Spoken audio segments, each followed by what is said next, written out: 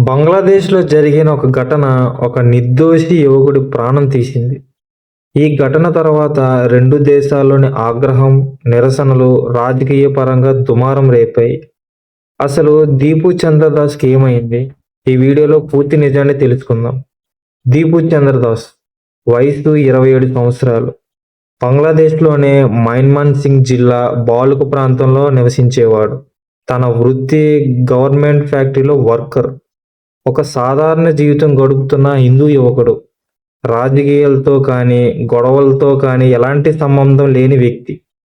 2025 December నెలలో బంగ్లాదేశ్‌లో రాజకీయపరంగా ఉద్రిక్తతలు నెలకొల్పాయి.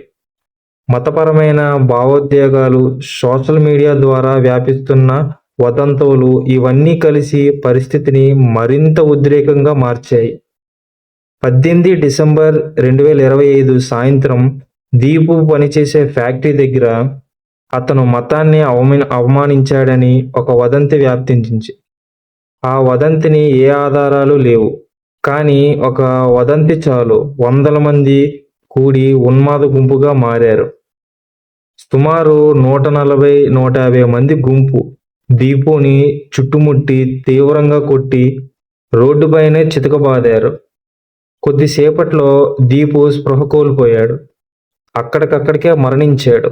ఇంకా భయంకరమైన విషయం ఏంటంటే అతని శరీరానికి చెట్టు కట్టి కొందరు మంటల్లో పెట్టి ఆరోపణలు వచ్చాయి.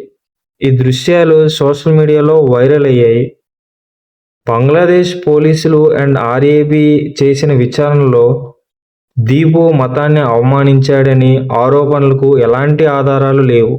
ఇది పూర్తిగా అబద్ధపు వదంతులపై జరిగిన కుట్ర మాత్రమే. కుటుంబం ఫిర్యాదు మేరకు మర్డర్ కేసు నమోదు చేశారు పోలీసులు. కొంతమందిని అరెస్టు కూడా చేశారు. ఇంకా విచారణ కొనసాగుతుంది. కాకపోతే దీపు కుటుంబం పూర్తిగా కుప్పకూలిపోయింది. మా కొడుకు నిర్దోషి అని తల్లిదండ్రులు ఆవేదన వ్యక్తం పరుస్తున్నారు. న్యాయం కావాలని దేశవ్యాప్తంగా డిమాండ్ చేస్తున్నారు. బంగ్లాదేశ్లో మైనారిటీ వర్గాల్లో భయాందోళనలు నెలకొల్పాయి. నిరసనలు, ర్యాలీలు చేస్తున్నారు చాలామంది. మాకు భద్రత కావాలి అని హిందూ వర్గాలు డిమాండ్ చేస్తున్నాయి. భారత్లో ఢిల్లీ, కోల్కతా సహా పలు చోట్ల నిరసనలు తెలియజేశాయి. బంగ్లాదేశ్ ప్రభుత్వంపై విమర్శలు చాలానే వచ్చాయి. రాజకీయ పరంగా చాలా దుమారం రేపాయి.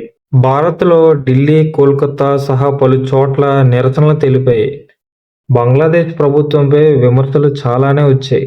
రాజకీయ నేతలు తీవ్రంగా ఖండించారు. భారత రాజకీయ నేతలు ఈ ఘటనను అమానుషం, మానవ హక్కుల ఉల్లంఘన అని పేర్కొన్నారు. అంతర్జాతీయ స్థాయిలో కూడా చాలా ఆందోళన తెలిపారు. దీపు చంద్రదాస్ ఘటన ఒక వ్యక్తి కథ మాత్రమే కాదు, ఇది సమాజానికి ఒక హెచ్చరిక. ద్వేషం కాదు, మానవత్వం కావాలి. గుంపు న్యాయం కాదు, చట్టం కావాలి. అసలు ఒకరి ప్రాణం అసలు అలా ఎలా తీసేస్తారు? అదంత సింపులా? నాకైతే ఈ సంఘటన వినిన తర్వాత అసలు నిద్ర పట్టలేదు. ఒక మనిషిని అంత క్రూరంగా కొట్టి ఇంకా కొన ఊపిరితో ఉండగానే చెట్టుకు వేలాడదీసి బాడీకి నిప్పట్టించి చంపడం ఏంటి అసలు? ఇంత నైతిక విలువలు లేకుండా జనాలు అసలు ఎంత క్రూరంగా అసలు ఉండడానికి కారణం ఏంటి? ఈ వీడియో మీకు ఉపయోగపడితే ఒక లైక్ చేయండి గైస్. మీ అభిప్రాయాన్ని కామెంట్ చేయండి. ఇలాంటి నిజమైన కథల కోసం నా ఛానల్ని సబ్స్క్రైబ్ చేయండి గైస్.